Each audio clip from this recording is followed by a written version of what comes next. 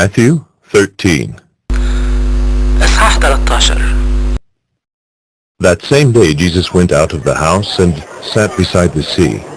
في اليوم ده خرج يسوع من البيت وقعد عند البحر.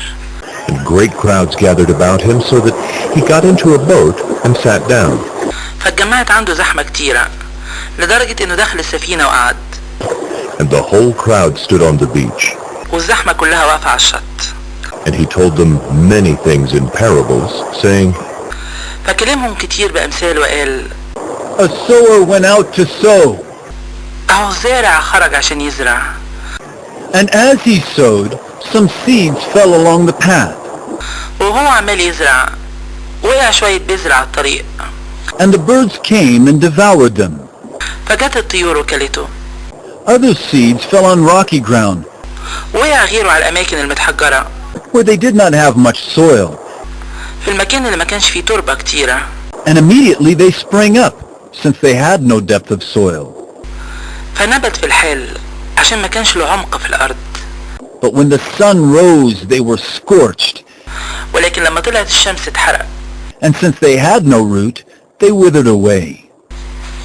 وعشان ما كانش له أصل نشف.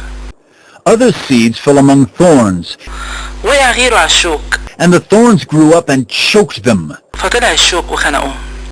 Other seeds fell on good soil وقع غيره على الأرض الكويسة. and produced grain, فإدى ثمر. some 100-fold, some 60, some 30. شوية 100 وغيره 60 وغيره 30. He who has ears, let him hear. اللي له ودان تسمع يبقى يسمع. Then the disciples came and said to him, فطلع له التلاميذ قدام وقالوا له: Why do you speak to them in parables? ليه بتكلمهم بأمثال؟ And he answered them, فجاوب وقال لهم: To you it has been given to know the secrets of the kingdom of heaven. لأنه تعطلكوا إنكم تعرفوا أسرار مملكة السماء. But to them it has not been given. أما لدول فما خدوش كده. For to the one who has, more will be given, and he will have an abundance. عشان اللي ليه هياخد ويزيد. But from the one who has not, even what he has will be taken away. أما اللي ملوش فاللي عنده هيتاخد منه. This is why I speak to them in parables, عشان كده بكلمهم بأمثال. because seeing they do not see, عشان هم مفتحين ما بيشوفوش. and hearing they do not hear, nor do they understand. وبيسمعوا ولا بيسمعوش ولا بيفهموا.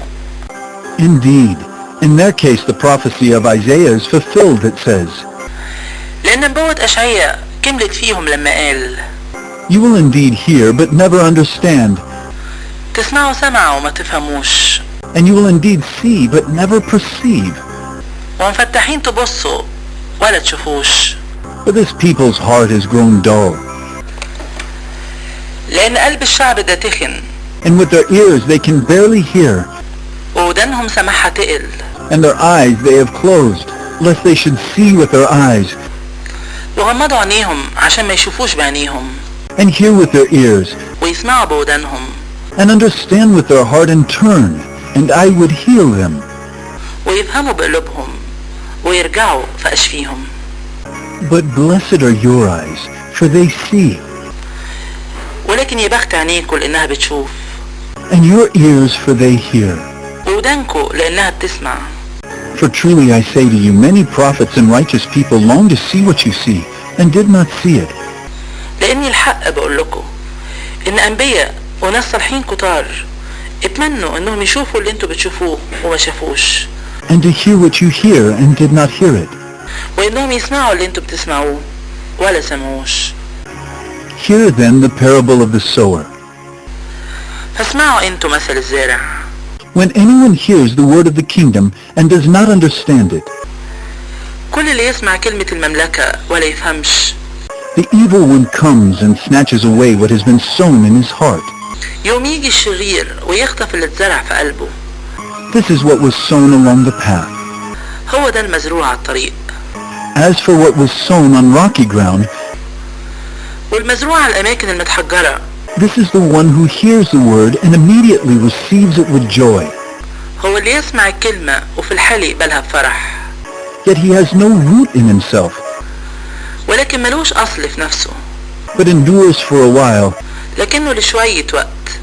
And when tribulation or persecution arises on account of the word, فلو حصلت مضايقة أو اضطهاد بسبب الكلمة immediately he falls away.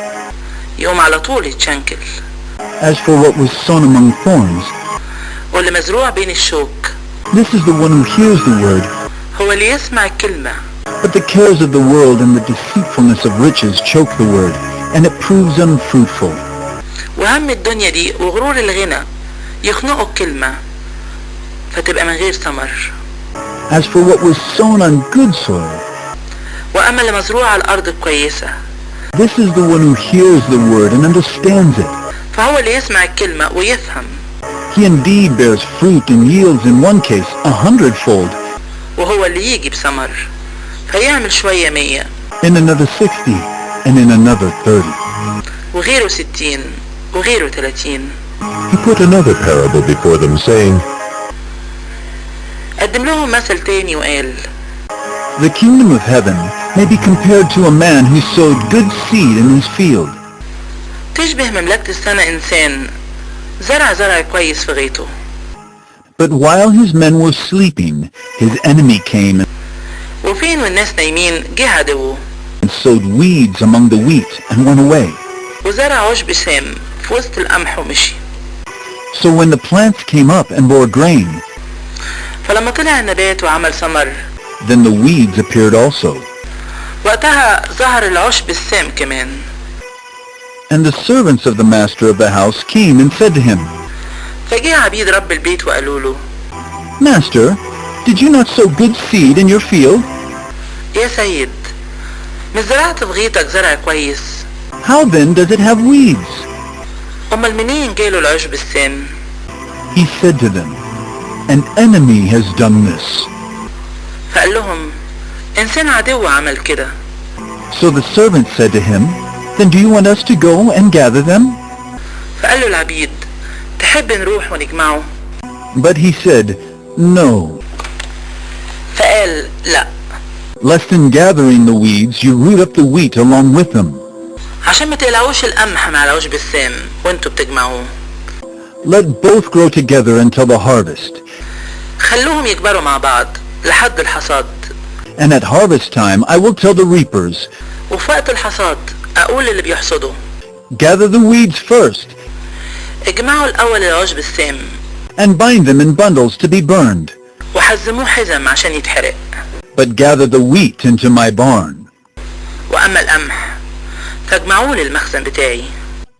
He put another parable before them, saying, قدم لهم مثل تاني وقال The kingdom of heaven is like a grain of mustard seed تشبه مملكة السماء حبة خردل that a man took and sowed in his field. أخدها إنسان وزرعها بغيطه. It is the smallest of all seeds, وهي أصغر من كل البذور. but when it has grown it is larger than all the garden plants ولكن لما تكبر بتبقى أكبر حاجة في البقول and becomes a tree, وبتبقى شجرة so that the birds of the air come and make nests in its branches. لدرجة إن طيور السماء بتيجي وتتاوى في فروعها. He told them another parable.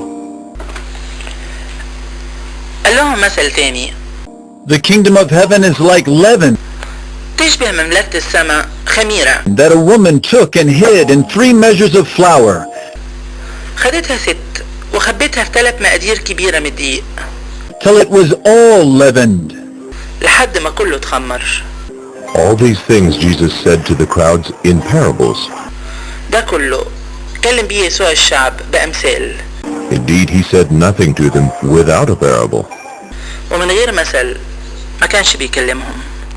This was to fulfill what was spoken by the prophet. عشان يكمل اللي اتقال على لسان النبي اللي قال I will open my mouth in parables. هفتح بقي بأمثال. I will utter what has been hidden since the foundation of the world. وانطق بكلام مكتوم من وقت بنى العالم. Then he left the crowds and went into the house. وقتها صرف يسوع الشعب وجه للبيت. And his disciples came to him saying, فطلع له تلاميذه قدام وقالوا Explain to us the parable of the weeds of the field. فسر لنا مثل العشب السام بتاع الغيط. He answered, فجاوب وقال لهم The one who sows the good seed is the Son of Man. اللي بيزرع الزرع كويس هو ابن الإنسان. The field is the world, والغيط هو العالم. and the good seed is the sons of the kingdom. والزرع كويس هو ولاد المملكة. The weeds are the sons of the evil one, والعشب السام هو ولاد الشرير. and the enemy who sowed them is the devil. والعدو اللي زرعه هو إبليس. The harvest is the close of the age, والحصاد هو نهاية العالم. and the reapers are angels. واللي بيحصدوا هم الملائكة. Just as the weeds are gathered and burned with fire, يبقى زي ما بيتجمع العشب السام ويتحرق بالنار، so will it be at the close of the age. أو كده يحصل في نهاية العالم ده. The Son of Man will send his angels, يبعت ابن الإنسان ملائكته and they will gather out of his kingdom فيجمعهم المملكة بتاعته all causes of sin and all lawbreakers, كل اللي بيشنكل واللي بيعملوا الشر، and throw them into the fiery furnace. ويرموهم في أتون النار. In that place there will be weeping and gnashing of teeth. هناك بيبقى العياط وجز السنين. Then the righteous will shine like the sun in the kingdom of their Father. وقتها ينور الأبرار زي الشمس في مملكة أبوهم. He who has ears, let him hear. اللي له ودان تسمع يبقى يسمع. The kingdom of heaven is like treasure hidden in a field. كمان تشبه مملكة السماء كنز مخفي في غيط. which a man found and covered up. لقاه إنسان فخفاه. Then in his joy he goes and sells all that he has and buys that field. ومن فرحته راح وباع كل اللي كان عنده واشترى الغيط ده. Again, the kingdom of heaven is like a merchant in search of fine pearls. كمان تشبه مملكة السماء إنسان تاجر بيدور على جواهر لؤلؤ حلوة. Who on finding one pearl of great value فلما لقى لؤلؤة واحدة تمنها غالي went and sold all that he had and bought it. راح وباع كل اللي كان عنده واشتراها.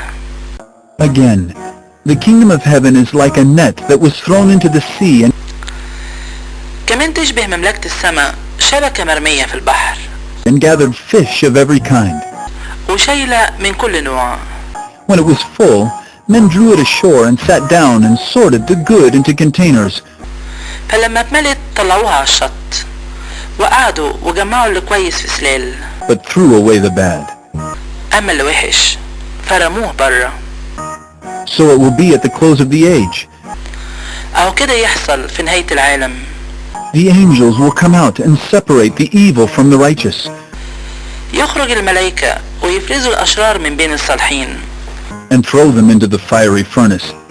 ويرموهم في فرن النار. In that place there will be weeping and gnashing of teeth. هناك بيبقى العياط وجز السنان. Have you understood all these things?